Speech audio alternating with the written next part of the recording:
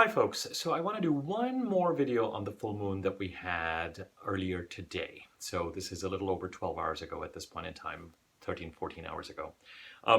And sorry for my appearance, this is a very impromptu video, but I finally feel like I have a sense of the integration around this full moon and I wanted to share it with you. So hopefully it's not going to be a lengthy video. I don't expect it to be. And I'm going to use this as an addendum to the actual full moon video I did yesterday. So there's more on this full moon, greater details about the transits that it is encoding and everything in that video. Okay, so this is meant to be watched in conjunction with that video.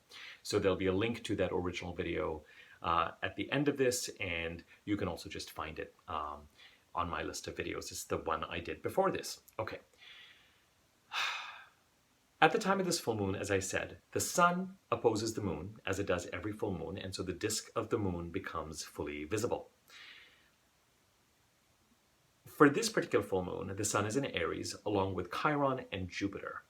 And Chiron, the sun, and Jupiter are close enough that it can, I certainly feel strongly, and I would imagine, I would be surprised if anyone doesn't, that this full moon is opposing not only the sun, but also Chiron and Jupiter. Sometimes there are more planets stacked with the moon, or the moon is making transits that give it greater power. And sometimes, as in the case of this full moon, there's greater power on the side of the sun.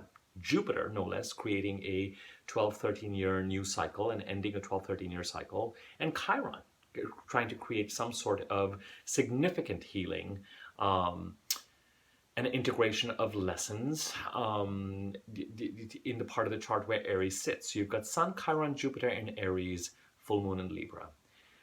One way to look at this full moon, and I feel quite strongly about this, is that wherever Libra sits in your chart, it could be the weight and the energy and the call at the time of this full moon is in the signs of Aries and Taurus. Just hear me out. Aries because the Sun and Jupiter and Chiron and they're opposing the full moon. So you've got three planets, if we want to use that word, on one side, and the full moon on the other. You've also got in Taurus the North Node, and Uranus, and Venus, and Mercury.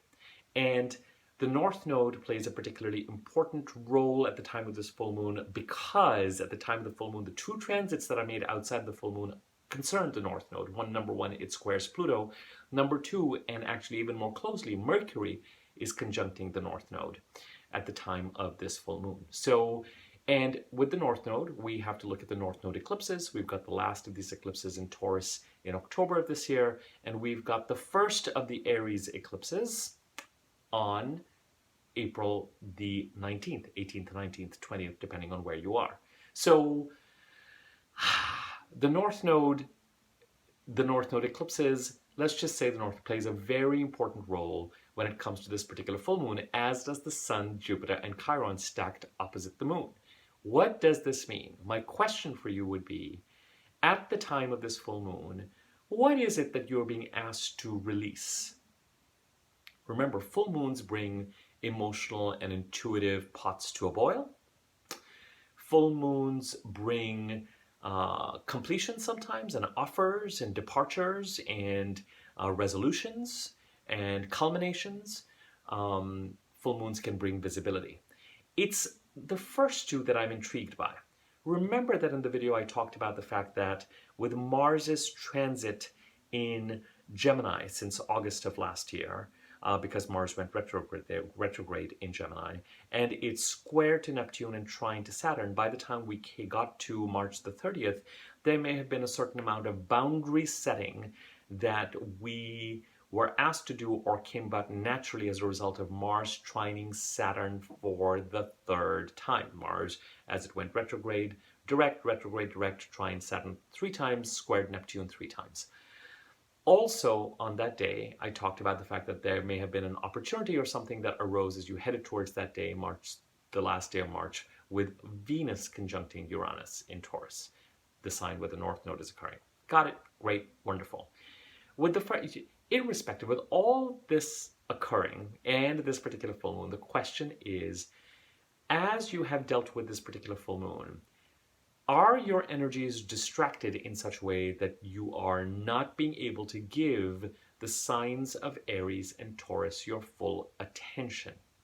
it may be very much be time to get on the horse, proverbially, if you have been distracted. And you need to release or let go of or understand that along with this full moon, it's a time to say goodbye to certain energies. And those energies might become much clearer to you if you know where Libra sits in your chart and what house it occupies and what or who sits in that part of the chart. So if it's the third house, is it siblings, is it relatives, is it colleagues, is it your immediate environment? If it's the fourth house, is it a real estate issue or home, or is it the mother or mother figures, or if it's the fifth house, is it children or is it lovers? So whatever that means to you,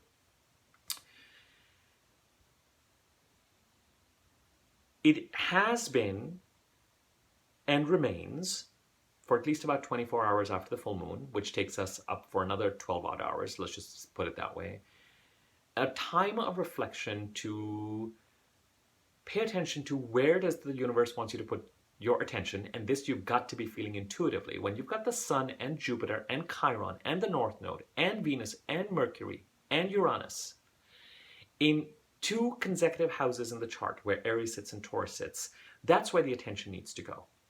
And the full moon is asking the question, where have you had enough of certain type of energies that are not serving you and distracting you from moving forward? And is it time to get back on the horse? Remember that the 4 or 5 days after a full moon are the most productive days in a lunar cycle. So it's a call to productivity, not only within this lunar cycle, but it is also, and a prioritization, a clarity of prioritization, and a removal from drama and distraction, particularly if that drama and distraction is taking you away from and pulling you energetically away from where it is that your attention needs to go.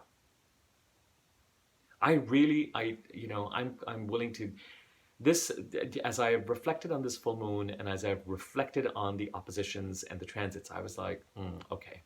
This is where the larger, yes, there's potential for healing, no question. But this in itself is the healing. You're being called into the Aries part of your chart. You're called to align with the Aries and the Taurus part of your chart. And you're being called to consider, reflect on the Libra part of your chart, whether it is your own behaviors and patterns associated with that part of the chart, or people associated with that part of the chart, or subjects associated with that part of the chart. And you may very well be at this point in time clear about what energies need to be released, what your priorities need to be, what your values need to be, as you consider where it is in the larger scheme of things the universe really needs you to pay attention. And I would encourage you to also get clear on that and be willing to let the Libra part of the chart come up to some sort of culmination, come up to some sort of boiling point, come up to some sort of visibility, come up to some sort of release, so that you know what it is that you need to just kind of minimize in order to put the focus on where it needs to be. Okay, I hope you found this helpful. I feel so much more satisfied now, having done this video, when it comes to talking about this particular Libra full moon. Remember, part of the importance of doing this is that within 5 or 6 days' time, in a week's time, we will very much be in eclipse season. The week before and after April the 18th, 19th, the week before and after May the 5th, really, for all intents and purposes, around April 11th, 12th to May the 12th, that month or so, is the heart, is the eye of the eclipse season. So as you move forward and as we enter that season where God takes the wheel, I would strongly encourage you one more time to just think about what it is that you need to release. Where have the energy drains been? Where have the traps been? Where does Libra sit in your chart? Who sits there? What sits there? What behaviors and patterns recently have taken on greater prominence there that are not serving you and are preventing you from putting your focus and energy on the Aries side of your chart, number 1, and the Taurus side of your chart, number 2. And you can make either of those number 1, number 2. I don't care. It's up to you. But there will be a link between the two. There will be a relationship between the two. And if you are confused about either, focus on the Aries side of the chart, because by focusing on that, you will likely end up automatically focusing on the Taurus part of the chart. And no question at this point in time, with this particular full moon, it is that North Node that is the most important point in that chart. And you need to focus on it, because so that Pluto can be liberated to create the best possible transformation for you, or start that process in the Aquarius side of your chart, which it just entered briefly for now, because it's going to go back into Capricorn and finally transition to Aquarius in 2024. So there's going to be a little bit of back and forth that Pluto is going to do.